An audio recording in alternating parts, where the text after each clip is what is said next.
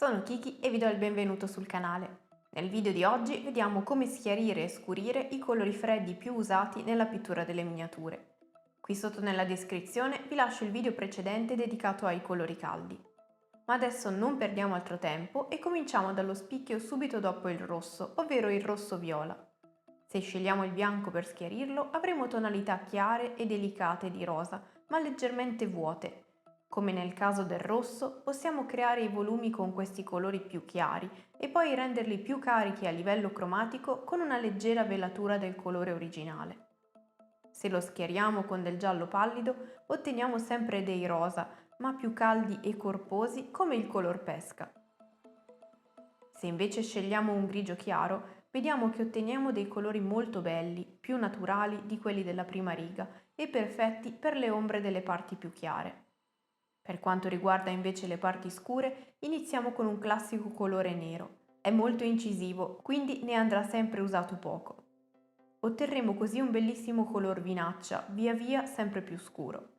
Se aggiungiamo il blu, e in questo caso scuriamo dato che stiamo usando un blu molto scuro, otteniamo dei bellissimi viola. Per questo è importante cercare quanto più possibile di usare prodotti a pigmento puro, così da ottenere colori molto saturi da desaturare solo al bisogno, come ad esempio in questo caso, in cui se scuriamo con un grigio scuro, come visto sopra con quello chiaro, otteniamo una versione più ovattata rispetto a quello della prima riga.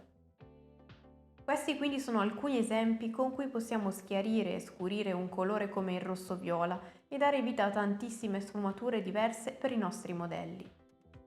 Passiamo quindi allo spicchio successivo, ovvero il viola. Il viola che sto usando io, quello Chimera Colors, è così intenso che si nota il reale colore solo allargandolo sulla tavolozza, altrimenti sembra davvero nero. Se ci aggiungiamo il bianco, otteniamo delle gradevoli colorazioni viola chiaro fino ad arrivare al lilla. In alternativa, possiamo irrobustire la percentuale di magenta presente nel viola, creando una sorta di rosa ottenuto come visto prima, e poi usare quello per schiarire il viola.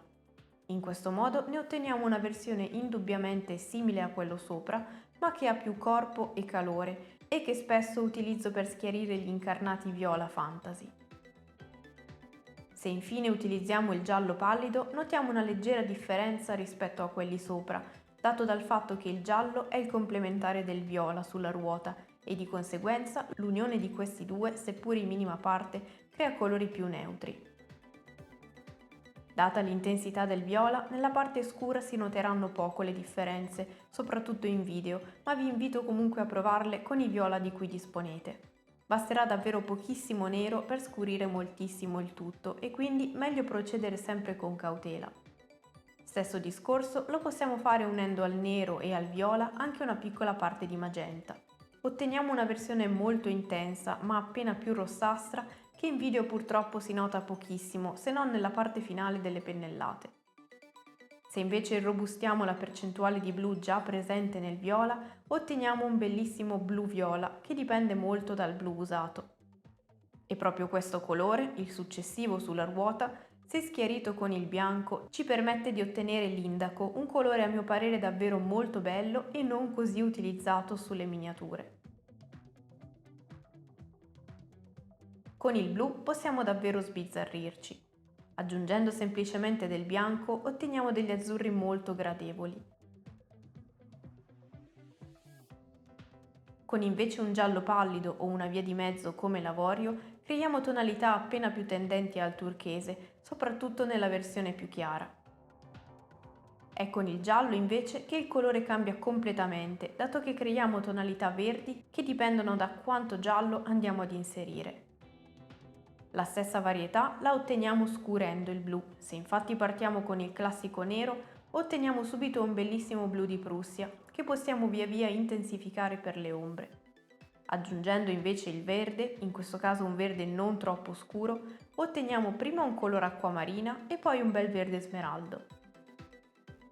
Infine, se aggiungiamo viola, otteniamo la stessa combinazione vista prima, ma al contrario, con varianti di blu-viola più facili da controllare, inserendo via via pochissimo viola.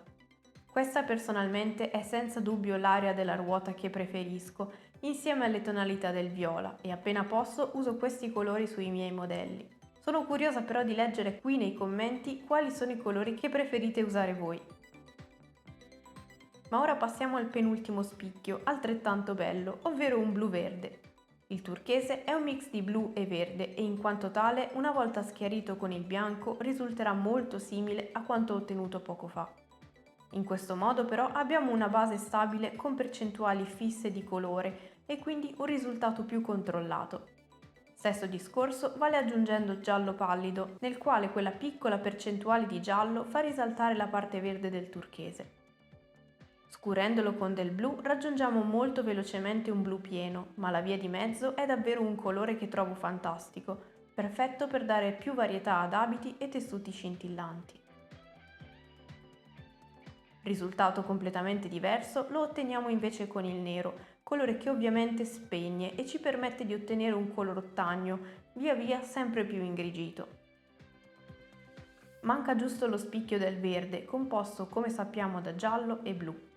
Partiamo con un classico verde menta, ottenuto dall'unione di percentuali sempre maggiori di bianco. Un colore perfetto per occhi fantasy, gemme, ricami e tessuti. Se inseriamo invece più giallo, otteniamo dei verdi intensi e carichi, sempre più vicini al verde acido, adatti ad una vegetazione tropicale. Con un giallo pallido, come al solito, otteniamo una via di mezzo molto delicata. Volendo invece scurirlo, con il nero abbiamo subito un verde foresta molto bello, anch'esso perfetto per vegetazione in ombra. Con il blu ravviviamo la sua percentuale di questo colore e otteniamo dei verdi smeraldo e ottagno anche qui più semplici da controllare rispetto a prima.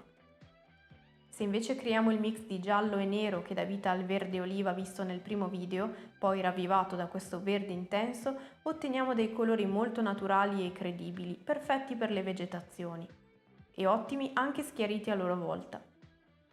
E con questo si conclude quindi la carrellata di colori freddi più usati nelle miniature. Ovviamente il mio video vuole essere solo un esempio di quanto possiamo giocare con i colori e ottenere le tonalità che vogliamo, per non rimanere sempre ancorati ai soliti colori. Io spero come sempre che vi sia stato utile, vi ringrazio di aver visto il video fino alla fine, vi do appuntamento al prossimo e fino ad allora siate creativi.